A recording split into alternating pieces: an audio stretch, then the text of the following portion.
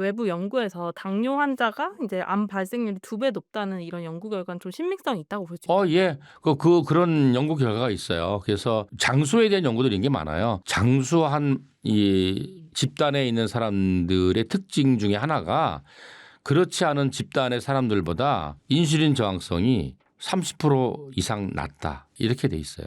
그래서 특징이 인슐린 저항성이 낮다. 그래서 우리가 공복으로 피 검사했을 때 인슐린 레벨이 10보다 낮아야 돼요. 인슐린 저항성이라는 게 쉽게 말하면 그거잖아요. 인슐린이 고장난 인슐린이야. 그래서 인슐린이 하는 일이 우리가 먹은 탄수화물을 이제 싣고 세포에 넣어줘야 되는데 이게 성능이 좋으면 이 인슐린 택배차 한 대에 다 실을 수 있는데 성능이 작아. 그러니까 10대가 나와야 되는 거예요. 그러니까 인슐린이 자꾸 많이 나오니까 뭐예요? 나중에는 그 췌장이 너무 피곤한 거지. 지쳐버리는 거지. 그래서 아예 뭐 인슐린을 분비 안 한다든지 뭐 이렇게 될 수도 있는 거죠. 그래서 결국은 인슐린 저항성이라는 거는 인슐린이 성능이 나쁜 거로 바뀐 거야. 그래서 제의를 못 해. 그리고 또 심해지게 되면 그 성능이 나쁘니까 인슐린을 자꾸 만들어내야 되니까 췌장은 지쳐. 그럼 아예 인슐린이 안 나와. 그러면 2형 당뇨병이 1형 당뇨병으로 바뀌어버리는 거죠. 그래서 당뇨가 심해진 사람은 약도 먹고 인슐린도 맞고 막 그러잖아요. 그럼 당뇨를 빨리 발견하는 게 중요할 텐데 이제 당뇨가 진행될 때 몸에 나타나는 또 보이는 증상 같은 게 있을까요? 이것도 참 애매해요. 이게 많이 진행돼야지 나타나는데 보통 검사할 때 공복 혈당은 재는데 당화혈색소라는 걸 잘 안 재요. 왜냐하면 당화혈색소가 의료보험이 되면 환자 병명에 당뇨가 붙어야 돼요. 그러니까 당뇨가 아닌 사람은 당화혈색소를 하게 되면은 이게 안 되는 거예요. 그러니까 공복 혈당은 내가 이제 오늘 피 검사하는데 오늘 혈당을 재는 거는 지금 이 순간에 내 피 속에 포도당이 얼만큼 있나를 보는 거예요. 근데 지금은 내가 오늘 피 검사한다고 어제 밤부터 굶고 또 뭐 건강검진 하는데 뭐 나쁜 거 먹겠어요? 또 며칠은 또 좋은 거 먹었을 거 아니에요. 그러니까 지금은 95야, 80이야. 그런데 이거는 뭐냐면 일시적인 거잖아. 당화혈색소라는 건 뭐냐면 2, 3개월 동안 평균 혈당을 보는 거예요. 이걸 해야 되는데 보통 이걸 하려면 당뇨라는 병명이 붙어야 되고 아니면 이제 건강검진에서는 할 수 있죠. 의료보험이 안 되게는. 근데 일반 그 동네 병원 가면 이걸 안 재요. 그래서 잘 모르는데 당뇨도 이제 많이 진행되면은 우리가 이제 보통 당뇨가 생기면 막 조갈증이 생긴다. 물도 많이 먹게 되고 물을 많이 먹으니까 또 소변도 많이 보게 되고 이런 것들이 생기잖아요. 그리고 또 당뇨를 뭐라 그러냐면 우리가 풍요 속의 빈곤이라 그래. 무슨 말이냐면 우리의 에너지원은 탄수화물인데 탄수화물을 많이 먹었어. 피로 포도당이 올라가서 혈당은 막 올라갔어. 근데 실제로 이 포도당을 우리 피가 쓰는 게 아니잖아요. 피는 그냥 고속도로 통로예요. 인슐린이 얘를 싣고 세포로 들어가서 얘가 에너지원으로 써야 되는데 인슐린이 고장이 났어. 아니면 인슐린이 없어 안 나와. 그럼 뭐냐면 피 속에 당은 막 올라가. 이게 피 속에 혈당이 올라가는 게 고혈당이 이게 당뇨잖아요. 그죠? 당뇨병이잖아. 근데 실제로 세포에는 포도당이 없어. 그래서 피 속에는 많은데 세포는 굶어 죽어. 그게 풍요 속의 빈곤이야. 그래서 당뇨 환자는 자꾸 마르는 거야. 암만 먹어도 많이 먹는데 자꾸 말라. 피 속에만 많아서 이게 소변으로 나가버리니까.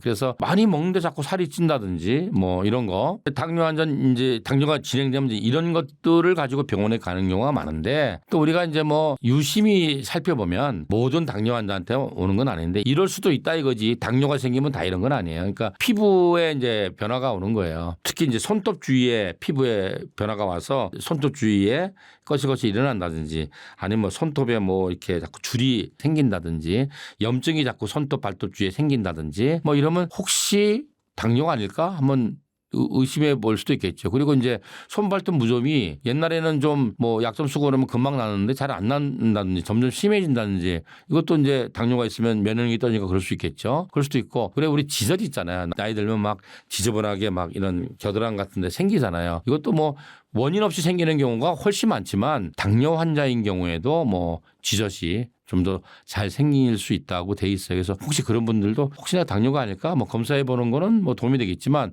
당뇨 생긴다고 다 생기는 건 아니에요.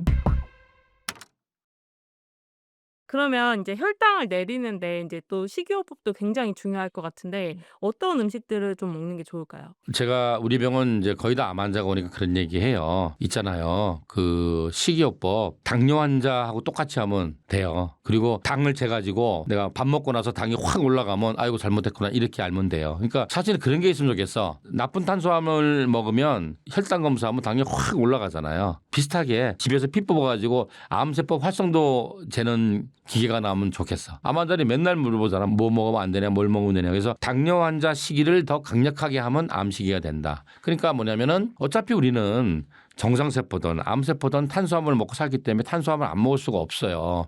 근데 어떤 사람들은 이제 암 환자가 탄수화물 먹고 사니까 나 탄수화물 안 먹는다는데 그건 이제 바보 같은 생각이죠. 그래서 어차피 탄수화물을 먹어야 되는데 좋은 탄수화물을 먹자. 그 좋은 탄수화물이 뭐냐면은 먹었을 때 혈당이 급격하게 피크로 안 올라가고 서서히 올라가는 것들. 이게 뭐냐면 채소라든지 통곡이라든지 뭐 이런 견과류라든지 뭐 이런 쪽에 있는 탄수화물은 조금 있잖아. 그죠? 그런데도 이런 것들은 우리가 먹어도 혈당을 피크를 치지 않아요.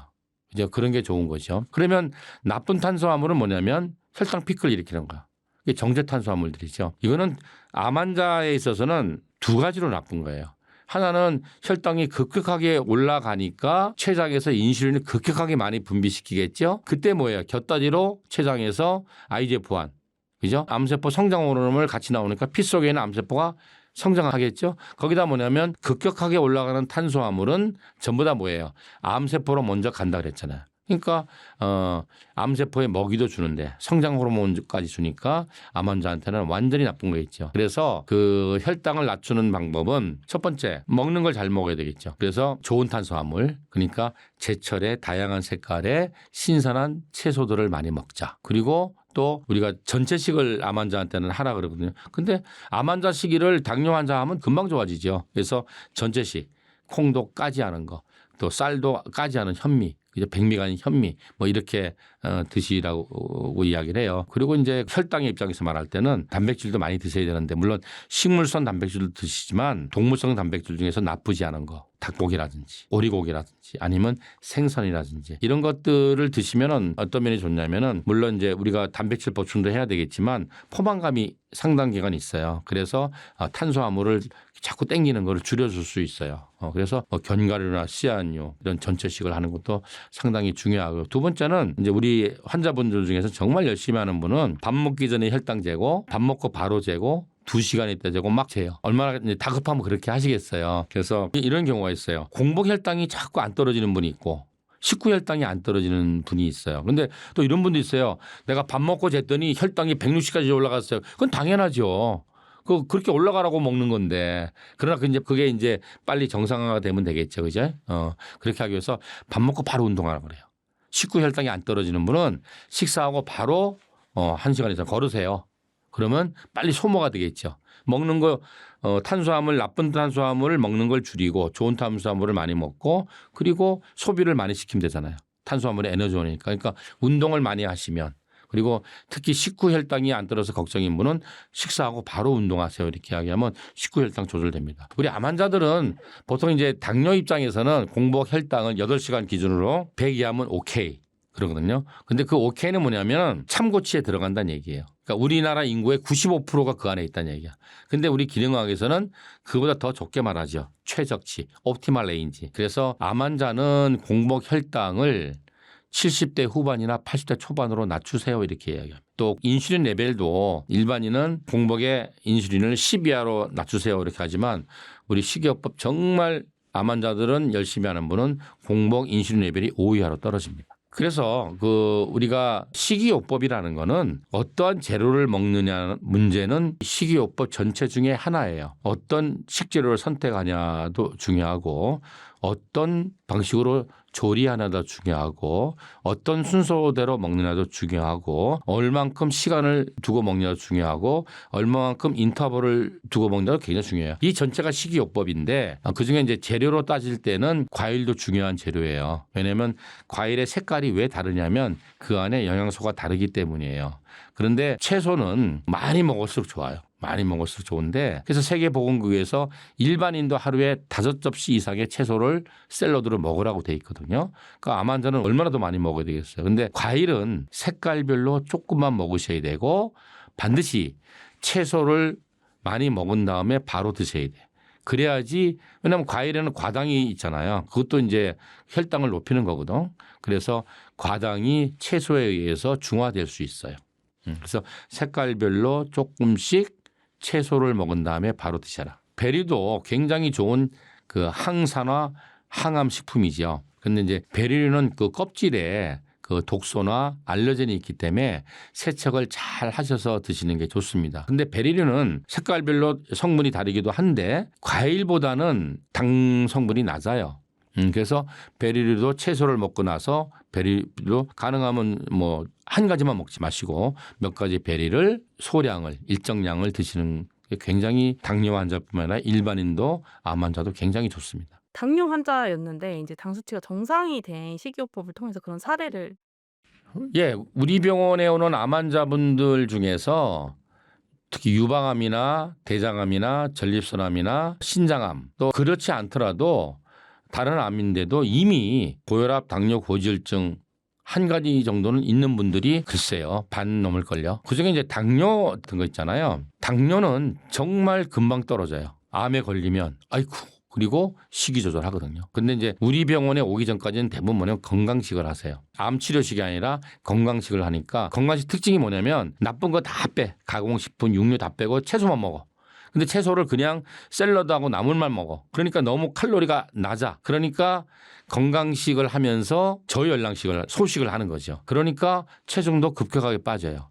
그러면서 혈압이나 당뇨가 확 조절되는 거죠. 보통 그 상태에서 우리 병원에 많이 오세요. 그럼 저는 이제 뭐냐면은 해독은 됐네요, 이제. 근데 암과 싸울 영양소가 필요하니까 식이요법을 이제 치료식으로 바꾸겠습니다라고 이야기하죠. 우리 병원에 만약에 거선 식이요법을 한다 그러면 당뇨 같은 거는 만약에 인슐린을 쓰는 1형 당뇨병이 아니고 2형 당뇨병이라 그러면 2달 안에 거의 약 끊을걸요. 저는 이제 거선요법으로 환자를 치료하는 의사고 거선요법이 이제 기능학이죠. 우리 몸의 기능을 좋게 해서 우리 몸 전체를 건강하게 하고 질병을 치유하는 거죠. 그래서 항상 하는 말이 우리 몸의 가손의 토양이다. 우리 몸의 가손의 토양은 혈액 속의 성분이다. 이게 건강해야 하면 모든 그 세포나 조직이나 장기가 건강해지는 거죠.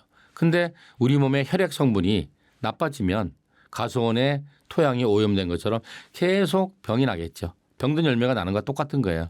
그래서 뭐 고혈압, 당뇨, 고지혈증, 통풍, 치매, 고혈압, 암 이런 게 다 생길 수 있는 거잖아요. 근데 현대의학은 근본적인 치료를 해주는 게 아니라 그 나쁜 열매만 잘라줘. 약으로. 고혈압 생기면 이 혈관 확장제를 쓰니까 갑자기 압력이 확 떨어져.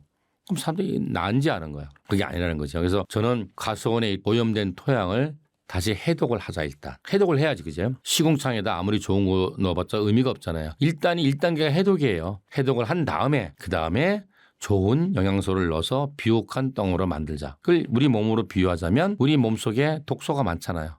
일단 이걸 해독을 해야 돼. 해독을 한 다음에 거기다가 좋은 영양성분을 넣어줘야 돼. 그죠? 넣어줘서 이게 이 혈액을 잘 돌아다니면서 세포로 들어가서 여기서 발전소에서 태워서 에너지를 내서 살아야 되는 형편인데 우리 몸이 나빠지는 첫 번째 단계가 뭐냐면 우리 혈액이 모든 장기가 만성염증으로 빠지는 거예요. 그러면 그 만성염증으로 빠지게 되면 그다음부터는 이제 뭐냐면 온몸이 산화 스트레스를 받아서 산패되는 거예요. 그다음에 세포나 조직이 굳어지는 거예요. 경화, 동맥경화라든지 막 딱딱해지고 좁아지고 이렇게 되는 거예요. 그다음에 뭐예요? 돌연변이가 일어나는 거예요. 이게 암인 거예요.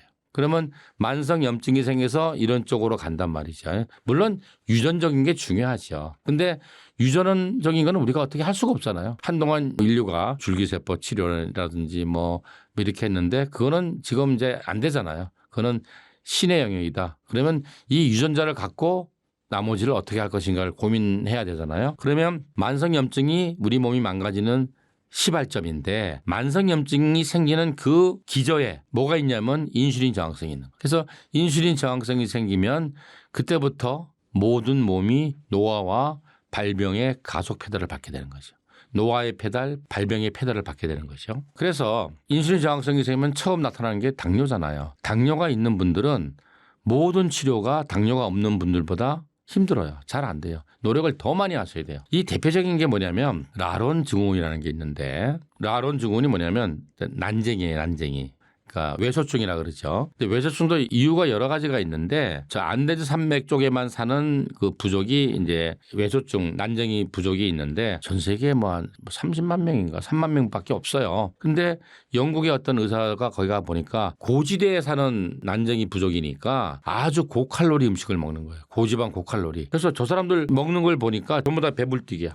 내장 지방이 많아. 그래서 다 당뇨하고 고혈압하고 암이 올 것 같은데 이 사람들이 당뇨가 없는 거예요. 신기하다. 그러면서 이제 그 연구를 하다가 이 사람들이 20년을 같이 살아요. 같이 살면서 연구를 이제 해보니까 그 사람들이 왜 이렇게 딱 보면 당뇨가 생기게끔 음식을 먹고 복부 비만이 있는데 안 생길까 하니까 이 IGF-1이라고 하는 성장 호르몬을 만드는 유전자가 결손되어 있는 난쟁이에요. 그러니까 이 사람들은 IGF-1이 안 나오는 거예요. 그래서 이 사람들 가족 사진을 인터넷에 보면은 할아버지하고 손자하고 키도 비슷하고 얼굴도 친구 같아요. 노화도 아니라는 거예요. 성장도 안 되지만 노화도 안 되고 노화가 안 되니까 암도 안 걸리고 이러한 특성이 있는 거예요. 그래서 이게 결론이 뭐냐면은 우리 몸의 에너지원은 탄수화물이잖아요. 우리가 탄수화물을 먹으면 포도당으로 다 분리수거를 해서 포도당이 피 속으로 들어가면은 얘가 인슐린이라는 화물 트럭, 택배차를 타고 온몸 구석구석 가서 세포로 들어가서